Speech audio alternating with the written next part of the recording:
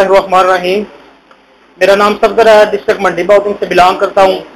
असल में हमारे जो डिस्ट्रिक्ट के प्रेसिडेंट हैं वो तो अनफॉर्चुनेटली नहीं आ सके क्योंकि उनकी 1-2 दिन पहले शादी हुई है, तो इनकी जगह पे मैं प्रोविजनली जो है ना वो प्रेजेंट कर रहा हूँ।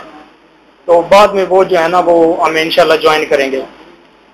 तो सबसे पहले तो मैं जो है इस काविश और कोशिश को खासकर 3 डिस्ट्रिक्ट के जो लोग हैं, गुजरांवाला, सियालकोट और गुजरात, इनके लिए मैं कहूंगा कि सब एक दफा जोरदार ताली लगा के इनको खराज तस्लीम पेश करें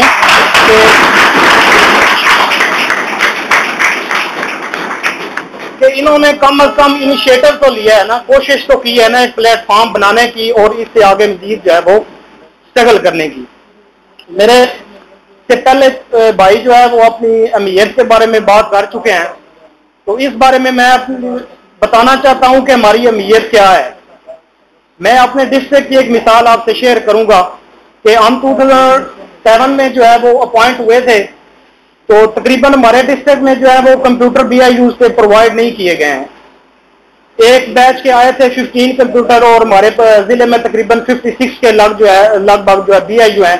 तो पहले बैच में उन्होंने तकरीबन 15 कंप्यूटर सिर्फ प्रोवाइड किए थे, बाकी आज तक वो ना किए हैं तो ना वो हैं। तो इस सिलसिले में यानी BIU पे तो किसी का काम होता ही नहीं है। तो हम जो तकरीबन काम जानते हैं, मोस्टली हमारे डिस्ट्रिक्ट लोग, एक तो सच्ची बात है काम जानते ही नहीं है। जो हम जानते हैं वो हम जो है ना वो DC ऑफिस में जनरल ड्यूटी कर रहे हैं। तो जब DCO साहब आए तो उन्होंने आते ही जो पहला ऑर्डर निकाला, जो भी नया बंदा आता है वो फिर तसल्ली मचाने के लिए एक दफा करता है, उन्होंने पहला ऑर्डर निकाला कि सारी जनरल ड्यूटियां कैंसिल। और जब कैंसिल की तो फिर उन्होंने कहा हमने काम कैसे चलाना है। तो दूसरे तीसरे दिन उनको वो ऑर्डर भी ड्रा करके पार्शली मॉडिफिकेशन उसमें करके उन्होंने क्या कहा कि CEOs को वापस बुला लिया, बाकी उन्होंने कहा कि चलें वो कैंसिल रहेंगी। इसी तरह रिसेंटली जो ये हमारी अहमियत का, इससे अंदाजा कर सकते हैं कि हमारी कितनी अहमियत है। इसी तरह रिसेंटली अभी तकरीबन 2 हफ्ते हुए हैं, नए DC साहब मियां वाली से शायद ट्रांसफर होकर गए हैं, तारक महमूद साहब। तो उन्होंने भी आते ही जो है एक पहला यही ऑर्डर निकाला कि जनरल ड्यूटीज कैंसिल। लेकिन उसमें पहले जो हमारी ड्यूटियां खत्म हुई थी उसमें कंप्यूटर ऑपरेटर को भी वापस पेरेंट स्टेशन पे भेज दिया गया। लेकिन इन्होंने क्या किया कि इनको पहले ही गाइड किया गया और प्रेजेंटेशन देगी कि ये इस तरह लोग काम कर रहे हैं। तो उन्होंने क्या किया कि उन्होंने कहा कि सिर्फ कंप्यूटर ऑपरेटर्स को छोड़कर बाकी सब को जनरल ड्यूटियां कैंसिल करके वापस भेज दें। इससे हमारी अहमियत का आप अंदाजा कर सकते हैं कि हमारी कितनी अहमियत है और हम किस तरह जो है वो उनकी मजबूरी है। ठीक है।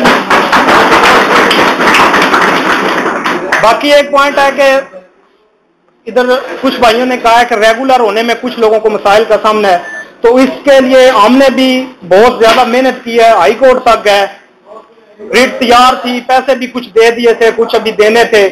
पहले 2 बैच में लोग रेगुलर हुए हैं। एक में उन्होंने पहले में 36 जो है हम कंप्यूटर ऑपरेटर बनते थे, कुछ को तो उन्होंने बोगस अपॉइंटमेंट का बहाना लगा टर्मिनेट कर दिया और कुछ को जो है उन्होंने एक पहले बैच में जो ICS जेन्युइन ICS है उनको उन्होंने रेगुलर कर दिया।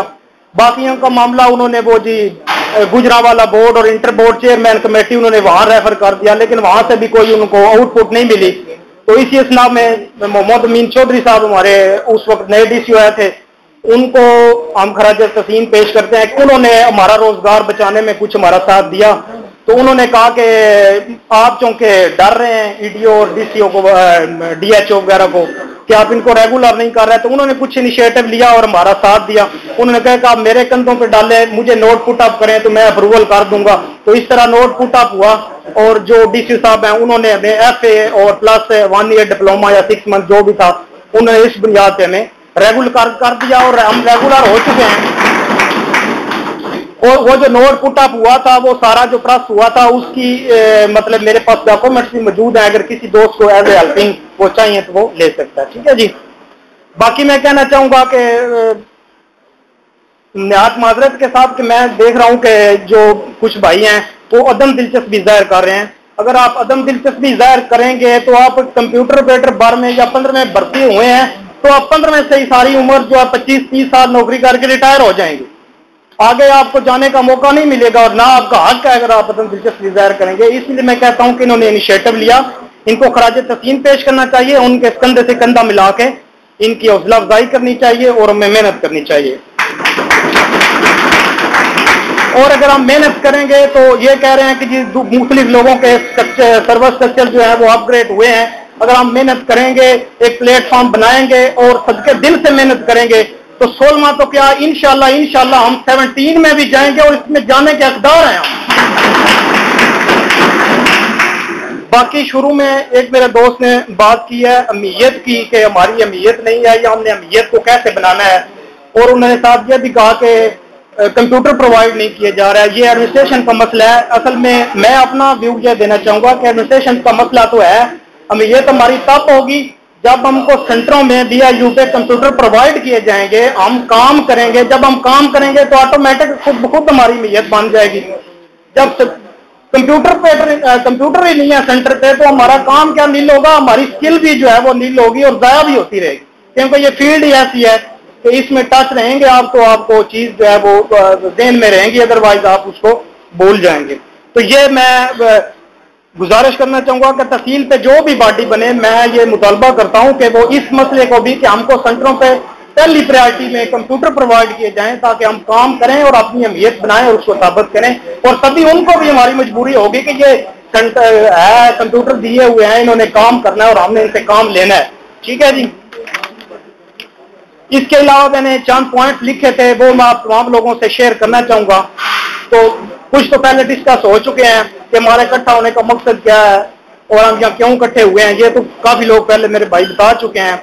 इसके अलावा जी मैं समझता हूं कि मैं ये भी सोचना है कि तंजीम के मकासद और उसकी जिम्मेदारियां क्या हैं, ये भी काफी हद तक डिस्कस हो चुका है। और हमारी जिद्दोजहद का तरीका क्या होगा, हमने हकूक को कैसे हासिल करना है। इसके अलावा एक मेन पॉइंट जो है वो हमें यह भी डिस्कस करना चाहिए कि सूबाई लेवल पे जब हमारी बॉडी बन जाएगी तो जाहिर है उसके लिए फंड्स भी दरकार होंगे जो उन्होंने मतलब आगे स्ट्रगल करनी है। ठीक है, तो फंड्स को हमने कैसे इकट्ठा करना है और उनको यूटिलाइज कैसे करना है और उनकी शफाफियत को कैसे मुमकिन बनाना है।